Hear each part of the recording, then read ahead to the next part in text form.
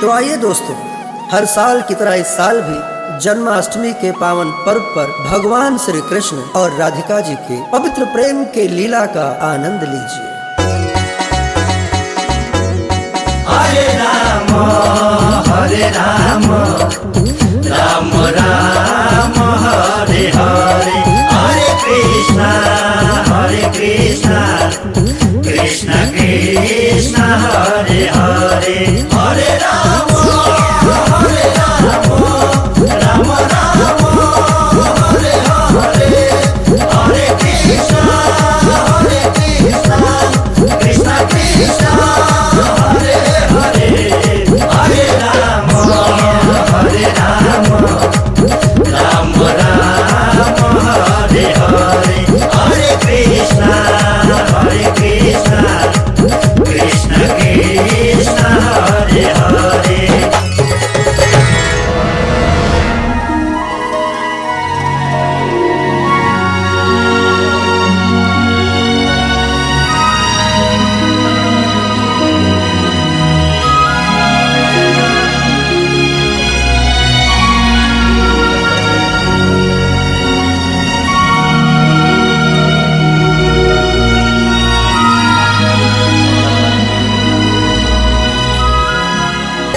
गजब की बांसुरी बजती थी वृंदावन बसैया की, करूं तारीफ मैं मुरलिया मुरलीधर कन्हैया की।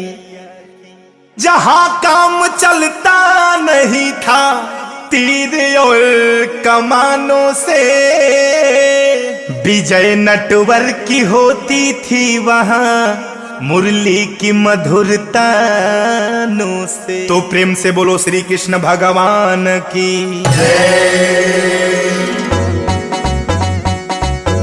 गली गली घूमे बनवारी,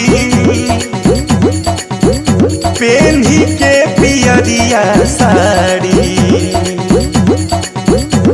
गली गली घूमे बनवारी, पेन्ही के पियरिया साड़ी, नाटिन के भेष धई के नंद के लालनावा, आव गोदवा लहो गोदनावा, आव गोदवा लहो गोदनावा, आव गोदवा लहो गोदनावा, आव गोदवा लहो गोदनावा,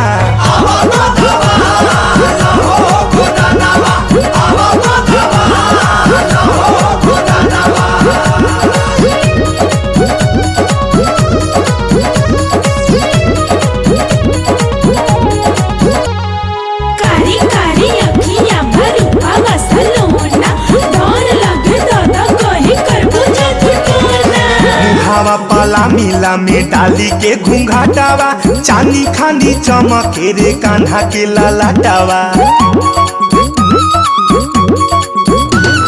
मुहावा पेला मिला में डलले घूंघाटावा, चांदी खानी चमके रे कान्हा के लालाटावा।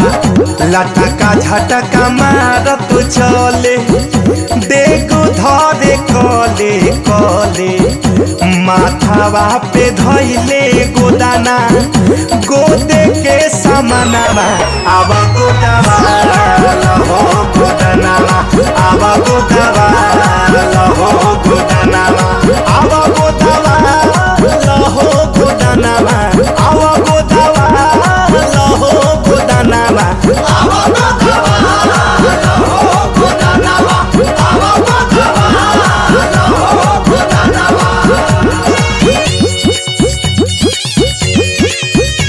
तो भाइयों, जैसे ही कृष्ण जी राधा का हाथ पकड़ते हैं, वो तुरंत पूछ जाती है कि आए बाप ये तो मरद हुए, और धीरे से चिकोटी काट के क्या कहती है कि रूप काहे ऐसन बनौला बनवारी, बनी के गोदन हारिए हारी, कि हमारा के बुझतारा बिल्कुल अनाड़ी, बनी के गोदन हारिए हारी। राधा के मन मोहन बसे, मोहन के मन राधा, राधा के मन मोहन बसे, मोहन के मन राधा। दोनों बगल बा प्रेम बराबर, कहीं कम ना ज्यादा। प्रभुआन बसो वृंदावन में, मेरी उम्र बीत गई गोकुल में। प्रभुआन बसो वृंदावन में, मेरी उम्र बीत गई गोकुल में। तो राधा जी का सुंदर सवाल सुनकर कन्हैया जी अपने मुखार बिंदु से क्या जवाब देते हैं, ध्यान दीजिए। तू ही तो